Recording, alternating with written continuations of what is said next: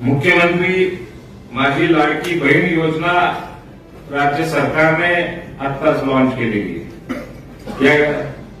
आपल्या या बैठकीच्या निमित्तातून सगळेच जिल्ह्यातले पदाधिकारी आणि अधिकारी सुद्धा उपस्थित आहेत। या योजनेमुळे थेट प्रत्येक महिलेपर्यंत वयाची 21 वर्षापासून तर 65 वर्षापर्यंत त्या महिलेला या शासनाने वाऱ्यावर सोडलेलं नाहीये।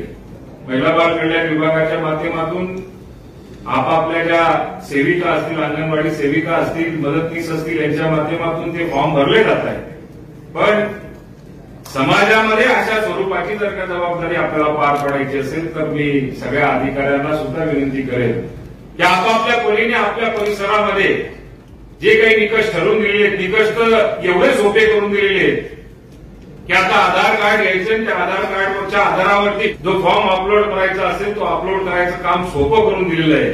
डोमेशियलच्या बाबतीमध्ये अडचण होती ती सुद्धा त्या ठिकाणी डोमेशियलची अडचण सोडवलेली आहे। एका फॉर्मवर प्रतिज्ञापत्र लिहायचं, आता सेल्फ अटेस्टेड करायचं, त्याच्यामुळे ती सुद्धा आता फार काही आपल्याला फार कठीण गोष्ट राहिलेली नाहीये।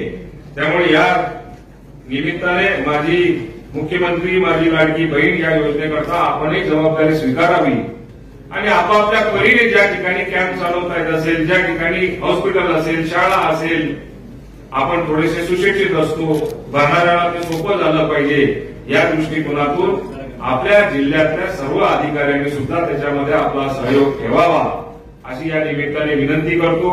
तो याची मुदत जी आहे ती जरी ती ऑगस्ट महिन्यापर्यंत ठेवलेली आहे, त्यामुळे सर्व्हर समजा डाऊन नसेल, हा थोडासा त्याच्यावरती चर्चा चालली, मुख्यमंत्री महोदयांशी कालच त्याच्यावरती चर्चा झालेली आहे आणि या ऍपच्या बाबतीमध्ये अजून ते कसं फास्ट होऊ शकतं याच्यावरती प्रक्रिया चाललेली।